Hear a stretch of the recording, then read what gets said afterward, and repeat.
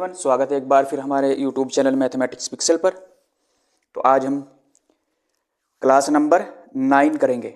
इससे पहले हम 8 क्लास में बहुत ही अच्छे से हर एक क्वेश्चन के साथ कंसेप्ट होगी, थ्योरी होगी, शॉर्ट ट्रिक, वो सभी को हमने डिस्कस किया है। अगर वीडियो नहीं देखी है तो डिस्क्रिप्शन में लिंक है, जाकर देख सकते हैं। जो हमारी ये क्लास होगी ये DSSB TGT maths, UP TGT, KVS, NVS और UP LT मैथ्स के लिए काफ़ी हेल्पफुल है और आपकी प्रैक्टिस भी बहुत ही अच्छे से होगी विद कंसेप्ट क्लियरिटी। इससे पहले एक रिक्वेस्ट है, अगर चैनल पर नए हैं तो चैनल को सब्सक्राइब कर ले और बेल आइकन को प्रेस कर ले ताकि हमारे सारे वीडियो का नोटिफिकेशन आप तक सबसे पहले पहुंच जाए। चलिए स्टार्ट करते हैं आज की क्लास। क्वेश्चन नंबर 1 है, the dimension of the smallest vector space is equal to. ये डायरेक्ट रिजल्ट बेस है, इसे हम ऐसे याद रखेंगे, the dimension of smallest vector space. एक स्मॉलेस्ट वेक्टर स्पेस की डायमेंशन क्या होती है, तो याद रखेंगे डायरेक्ट रिजल्ट बेस है। इस क्वेश्चन का आंसर है ऑप्शन सी 1 होती है।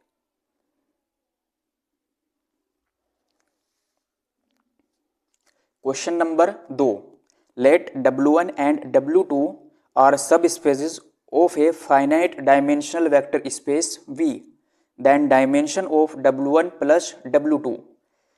क्वेश्चन को थोड़ा भी समझते हैं। देखिए, एक वेक्टर स्पेस है V, उसके दो सब स्पेस है हमारे पास W1 और W2। तो अब पूछा गया है कि then dimension of W1 plus W2 वो किसके इक्वल होगा। ऑप्शन में हमें ये यहाँ पे गिवन है। चलिए देखते हैं, हमें इसका एक फॉर्मूला होता है, बस उसे याद रखेंगे और डायरेक्ट रिजल्ट है। डायरेक्ट एक फॉर्मूला होता है, हम उसे याद रखेंगे। देखिए वो फॉर्मूला क्या होगा, क्वेश्चन न्यूमेरिकल टाइप होंगे तो उनमें हम इनमें यूज करेंगे। तो dimension of W1 plus W2 वो होता है किसके equal, less than equal to dimension of W1 plus dimension of W2 और माइनस लेंगे फिर, और फिर लिख देंगे हम यहाँ पर dimension of W1 intersection W2। बस ये फॉर्मूला इसे हम याद रखेंगे बहुत ही अच्छे से। देखिए, तो इस क्वेश्चन में हमें दिया गया था कि dimension of W1 plus W2 find करनी है। तो अभी हमने फॉर्मूला पढ़ा है, वो किसके इक्वल होता है, dimension of W1 plus dimension of W2 minus dimension of W1 intersection W2 के इक्वल होता है। इस क्वेश्चन का राइट आंसर होगा option D.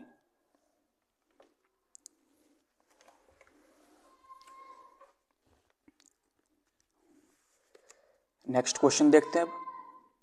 Question number 3, vectors x101 y-4a4 एंड za-1 - a are linearly dependent in R3 if a is equal to. तो ये यहाँ पे वेक्टर्स हमें गिवन है। इस क्वेश्चन में कहा गया कि लीनियरली डिपेंडेंट होंगे R3 में इफ यदि a इक्वल हो, मीन्स a की वैल्यू हमें इसमें बतानी है। ऑप्शन हमें गिवन है 2 ओनली, -2 ओनली या +-2 और ऑप्शन डी है लास्ट 0। क्या वैल्यू होनी चाहिए, चलिए सोल्व करते हैं। तो जब भी ऐसा क्वेश्चन हमें पूछा जाए तो हम इन वेक्टर्स को मैट्रिक्स फॉर्म में लिख लेंगे। चलिए लिखते हैं। तो 1 0 1 और -4 a 4 a है, -1 और माइनस का a। देखिए हमने इसे लिखा, देखते हैं यहाँ पे जो ये वेक्टर्स हो गए ना, इसे एज इट इज हम रो में ही यहाँ पे ऐसे लिख लेंगे, ठीक है। और इसका डिटर्मिनेंट किसके इक्वल आएगा, 0 के। ये 0 के इक्वल क्यों आया है ये भी देखते हैं। जब ये vectors are linearly dependent in R3, linearly dependent word का यूज हुआ है, इसका मतलब है कि इसका जो डिटर्मिनेंट होगा वो 0 के इक्वल होगा। आई होप समझ आया होगा ये। अब इसे हमें सोल्व करना है। और यहाँ से हमें ए की वैल्यू मिल जाएगी।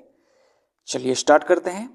1 ये और ये छोड़ देंगे, मल्टीप्लाई करेंगे, माइनस ए स्क्वायर, देखिए माइनस और एक माइनस यहाँ पे होगा तो माइनस और माइनस प्लस, 4 1 जा 4, ठीक, ये जीरो यहाँ पे, तो यहाँ पे तो जीरो ही आ जाएगा पूरा, कुछ भी हो यहाँ पे, क्योंकि जीरो की मल्टीप्लाई होगी इसके साथ, और लास्ट है 1 ये वाला, तो यहाँ पे इसे छोड़ देंगे हम और इसके सामने वाला क्रॉस मल्टीप्लाई इनकी कर देंगे। माइनस और माइनस प्लस होगा तो 1 4 जा 4, माइनस ए की ए में मल्टीप्लाई होगी तो ए स्क्वायर हो गया, और इक्वल किसके हो गए, जीरो के,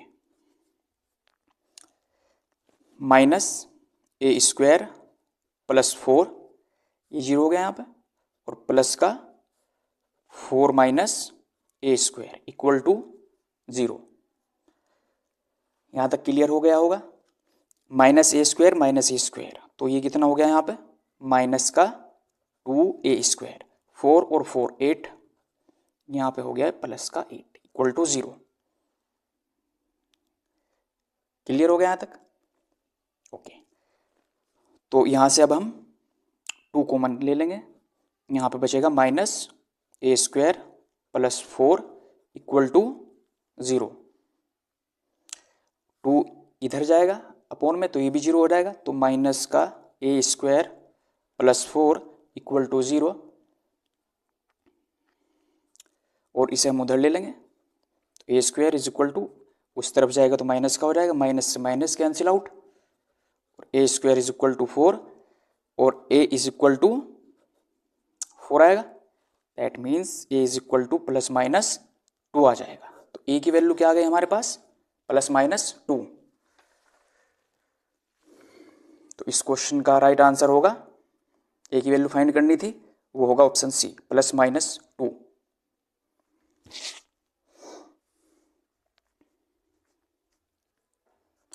question number 4, if the system of equation 2x plus 3y equal to 7 and a plus B X plus 2a minus का b ब्रैकेट में बाहर है y equal to 21 has infinitely many solutions, then यहाँ पे हमें a और b की value वो बतानी है।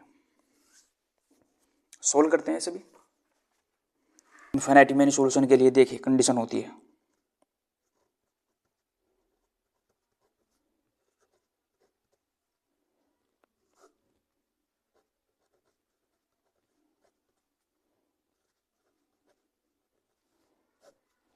इनफाइनाइटली मैनी सोल्यूशन के लिए एक कंडीशन होती है, वो याद रखेंगे हम, a1 upon a2 is equal to b1 upon b2 और इक्वल होगा c1 अपॉन c2।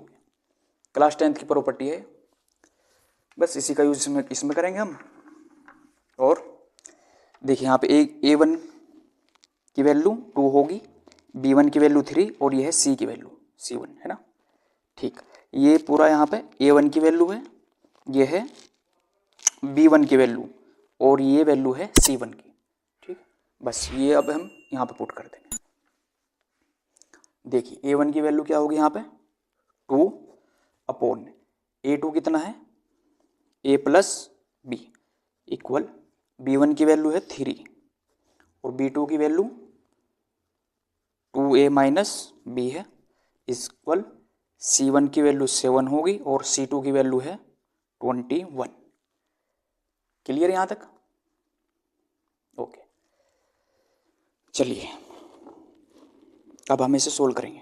देखिए इसे हम लेट से फर्स्ट है, इसे सेकंड बोल देंगे और ये थर्ड, ठीक, ये समझाने के लिए जिससे कंफ्यूजन ना हो।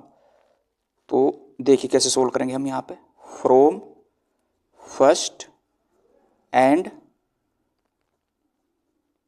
थर्ड मीन्स पहला और तीसरा लेंगे तो सोल्व कर लेंगे हम यहाँ पे।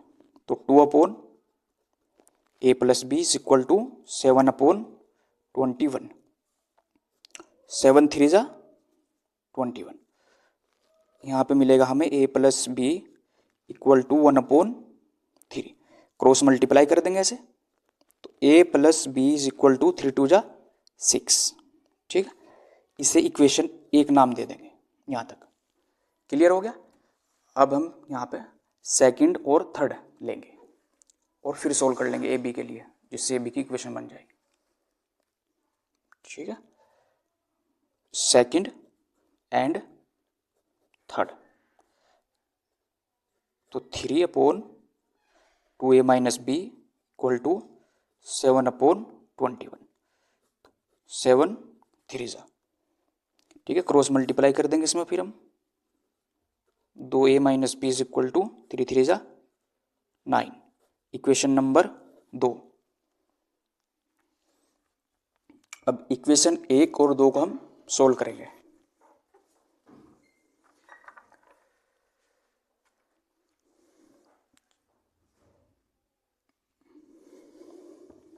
चलिए यहीं पे सोल्व कर लेते हैं हम। a plus B is equal to 6 और 2a minus B is equal to 9।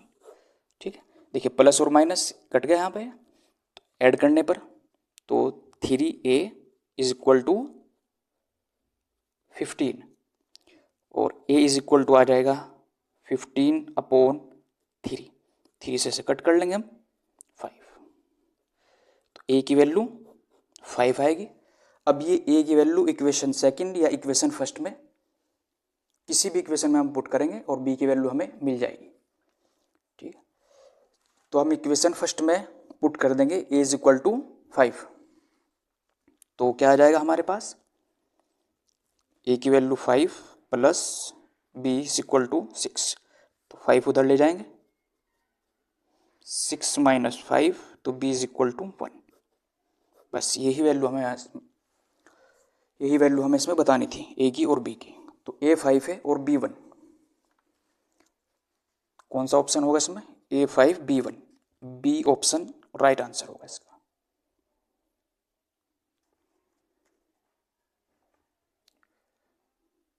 Question number 5, if P is a non zero column matrix and Q is a row matrix then the rank of PQ is.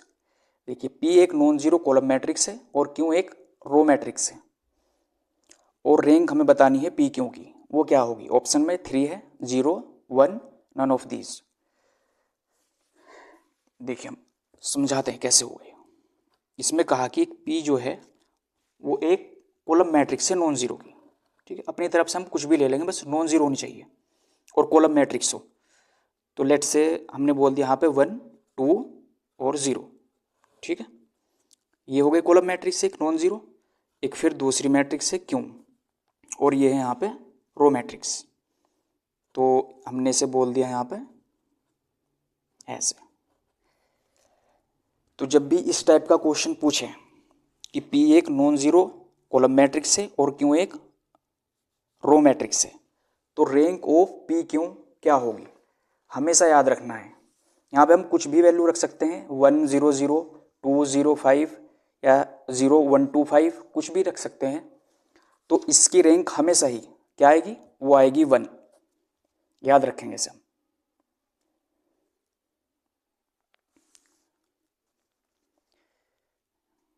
देखिए question है बेहतरीन, question number 6, matrix A has P rows and P plus 5 columns.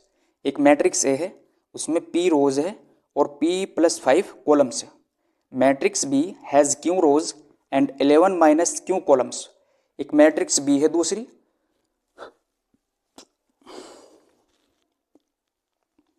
उसमें Q rows है and 11 minus Q columns है। Both A B and B A exist, the values of P and Q are. तो P और Q की value हमें इसमें बतानी है, वो क्या होगी। ऑप्शन में हमें पी क्यू की वैल्यू दी हुई है। ठीक, देखिए इसे मैं समझाता हूँ बहुत ही अच्छे से, कंसेप्ट बिल्कुल क्लियर हो जाएगा आपका।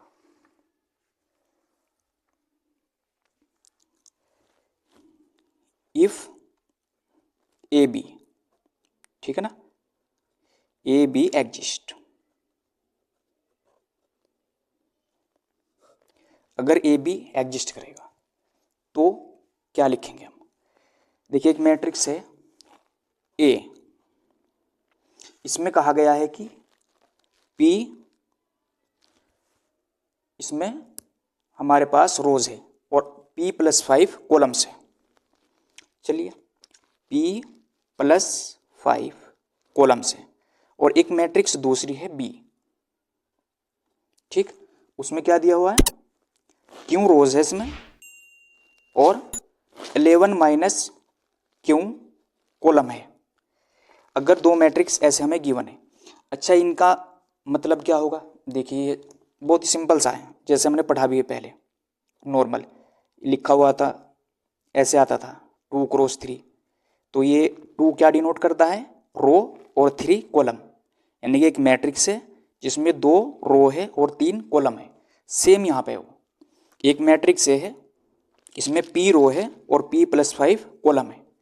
एक मैट्रिक्स b है, इसमें q रो है और 11 माइनस q कॉलम है।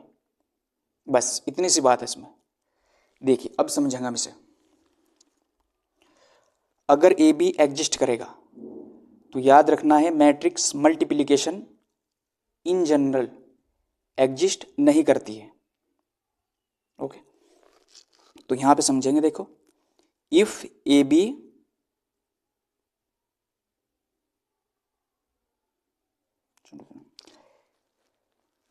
अच्छा, मैट्रिक्स मल्टीप्लिकेशन कब हम लिख सकते हैं इसके बारे में हम देखते हैं। अगर पहली मैट्रिक्स के नंबर ऑफ कॉलम दूसरी मैट्रिक्स के नंबर ऑफ रो के इक्वल हो जाए। एक बार और रिपीट करता हूं, मैट्रिक्स मल्टीप्लिकेशन कब पॉसिबल होगी, तो अगर पहली मैट्रिक्स है उस पहली मैट्रिक्स के नंबर ऑफ कॉलम दूसरी मैट्रिक्स के नंबर ऑफ रो के इक्वल हो, तब मैट्रिक्स मल्टीप्लिकेशन पॉसिबल होगी। आई होप कि समझ आ गया होगा। तो सेम वही कंसेप्ट यहाँ पे लगाएंगे हम।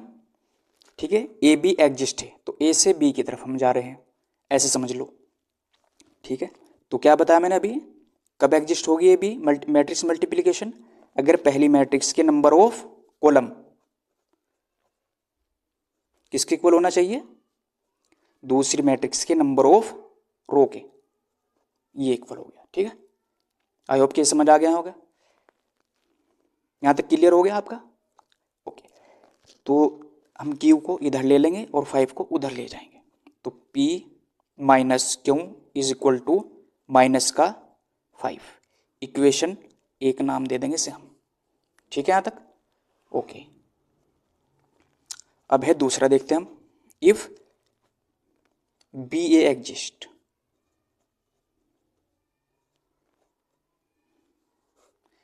देखिए बहुत ही डीपली समझा रहा हूं मैं, अच्छे से समझना। यहीं से ए बी एग्जिस्ट था और यहाँ पे क्या है, अब बी ए एग्जिस्ट, तो मैं दोबारा लिखता हूँ यहाँ पे, देखिए बी ए एग्जिस्ट, तो बी को यहाँ पे पहले लिखता हूँ जिससे आपको बहुत ही अच्छे से समझ आ जाएगा ये। तो बी क्यू है और 11 माइनस क्यू, और एक मैट्रिक्स दूसरी थी ए, पी और p + 5, यही गिवन था। ये मैंने दोबारा इसलिए लिखा है कि अब यहाँ पे मैं बी ए एग्जिस्ट इसे समझाना चाहता हूँ। तो बी ए कब एग्जिस्ट करेगा, सेम वही जो मैंने पिछले बताया है, पिछले इसमें बताया कि पहली मैट्रिक्स से उसके नंबर ऑफ कॉलम दूसरी मैट्रिक्स के नंबर ऑफ रो के इक्वल होने चाहिए। तो पहली मैट्रिक्स के नंबर ऑफ कॉलम क्या दिया हुआ, 11 माइनस क्यू, तो यहाँ पे लिख लेंगे, और दूसरी मैट्रिक्स के नंबर ऑफ रो क्या है, पी। ओके, बिल्कुल, क्यू को हम इस तरफ ले जाएंगे और ऐड हो जाएगा ये p + क्यू इक्वल आ जाएगा 11 के। समीकरण हो गई है बी ए 2।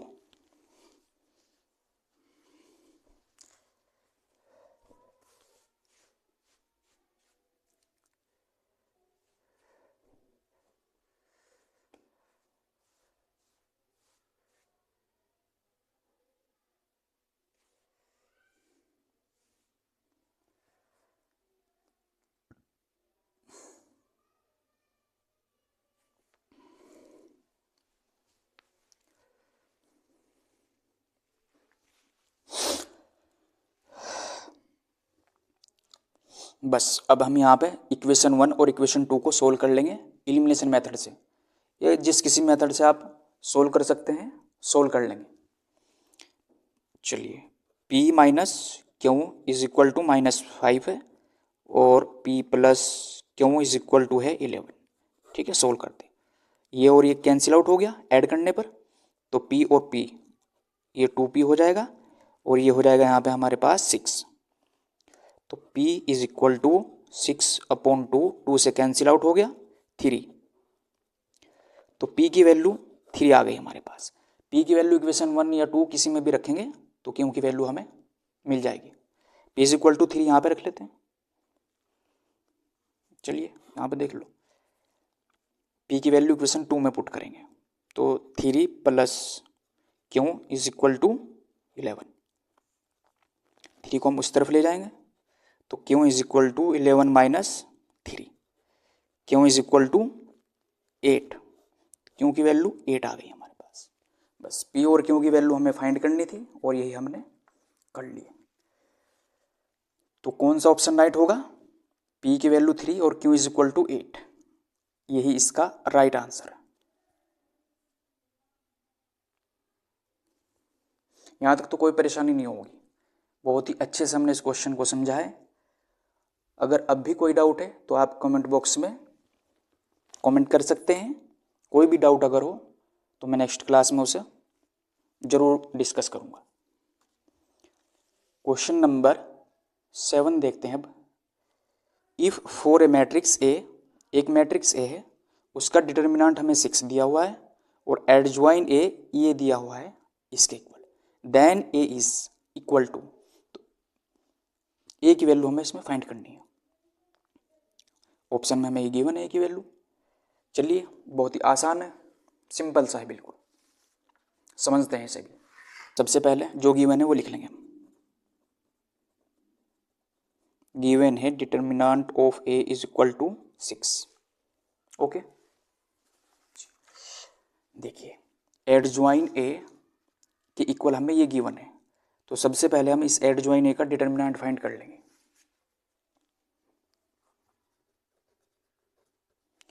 एडजॉइन ए का डिटर्मिनेंट फाइंड करेंगे हम। 1 माइनस 2 4 4 1 1 माइनस 1 ए और 0। ठीक है, बस सबसे पहले डिटर्मिनेंट फाइंड करते हैं। 1 लेंगे, ये 0 माइनस का ए, माइनस और माइनस ये यहाँ पे प्लस होगा, ये और ये छोड़ देंगे हम, यहाँ पे ये 0 हो गया, माइनस और माइनस ये हो गया प्लस का 1 प्लस 4, इसे छोड़ देंगे यहाँ पे और इसे भी, तो 4a। ठीक है, माइनस और माइनस प्लस 1। क्लियर है यहाँ तक? Sorry, 4a plus 1। देखिए 4 यहाँ पे लिया हमने, ये और ये छोड़ने पर 4a माइनस और माइनस प्लस और 1। सोल्व कर लेंगे इसे हम। माइनस ए प्लस 2 प्लस 4 4 जा 16a प्लस का 4, माइनस ए प्लस का 16a तो प्लस के 15a और प्लस 6। ठीक है, यहाँ तक हमारी ये वैल्यू आ गई।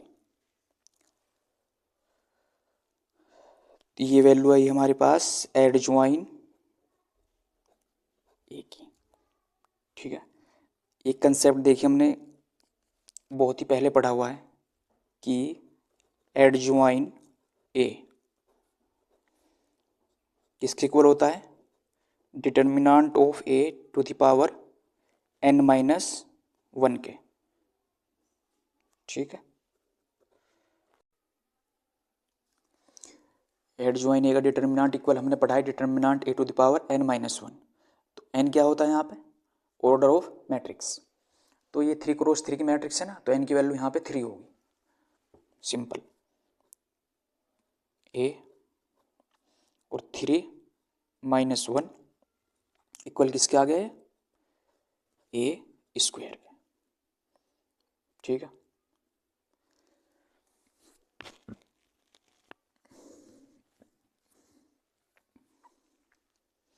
देखिए एडजॉइन ए का डिटर्मिनेंट इसके इक्वल है यहाँ पे, और एडजॉइन ए का डिटर्मिनेंट ऑफ ए स्क्वायर के इक्वल आ गया। तो अब हम यहाँ पे क्या करेंगे, दोनों ही वैल्यू एडजॉइन ए डिटर्मिनेंट की है, तो इसके इक्वल हम इसे कर देंगे, ठीक है ना। चलिए, इसलिए डिटर्मिनेंट ए टू किसके इक्वल होगा, 15a प्लस 6 के। और सबसे पहले हमें यही दिया हुआ था कि determinant of A is equal to क्या है, 6। बस ये यहाँ पे पुट कर देंगे यहाँ पे। तो 6 का square is equal to 15a plus 6। Square कर देंगे हम इसका यहाँ पे, तो 36 हो गया। 15a प्लस 6 को इधर लेके आ जाएंगे, तो यहाँ पे बच गया अब 15a। तो सिंपल 15a इक्वल होगा किसके, माइनस करने के बाद 30 के। तो a is equal to 30/15, cut कर दो 2 बार, a की वैल्यू कितनी आ गई, 2। बस यही इस क्वेश्चन का आंसर होगा।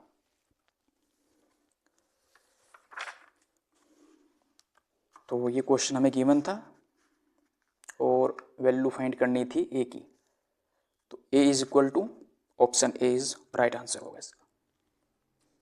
आई होप समझ आ गया होगा ये भी। क्वेश्चन नंबर लास्ट है आज का, question number 8।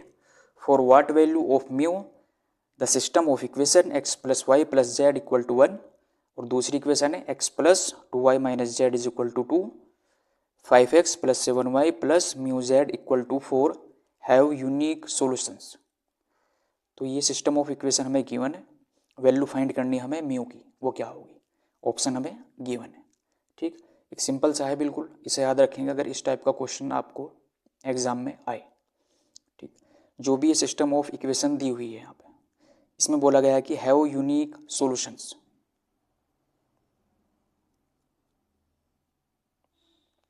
Have unique solutions, तो जो सिस्टम ऑफ इक्वेशन है इनका हम करेंगे डिटर्मिनेंट। चलिए मैं लिख लेता हूं यहाँ पे 1 1 1 1 2 माइनस 1 7 है, म्यू है, और सॉरी 5, यहाँ पे 5 और यहाँ पे 7 है, और है म्यू इक्वल, वो नहीं होना चाहिए 0 के इक्वल। ठीक, बस ये कंसेप्ट लगाएंगे और वैल्यू म्यू की फाइंड हो जाएगी। देखिए 1 1 1 यहाँ पे 1 2 माइनस 1 होगा, और 5 7 म्यू, वही हमने यहाँ पे लिख लिया है।